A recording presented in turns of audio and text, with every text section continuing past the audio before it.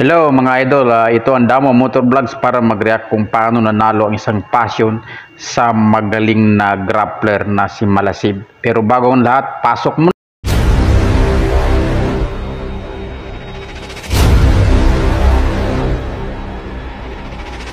Ladies and gentlemen, please make some noise for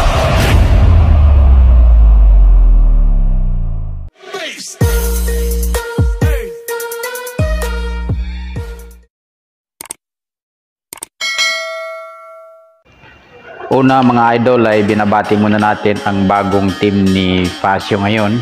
At sino ba naman mag-aakala na manalo siya dyan sa pinakamagaling na grappler. Pero bago po ang lahat, ang una kasi sa round 1 pa lang nasaktan niya kaagad ang Russia.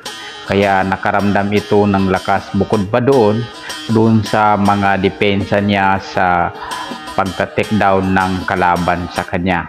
At ito pa ang maganda dito, pag nasa ibabaw ang kalaban, nasa ilalim siya, ay wala siyang masyadong nagawa. At ito pa, nagawa pa niyang i-take down ang Russia.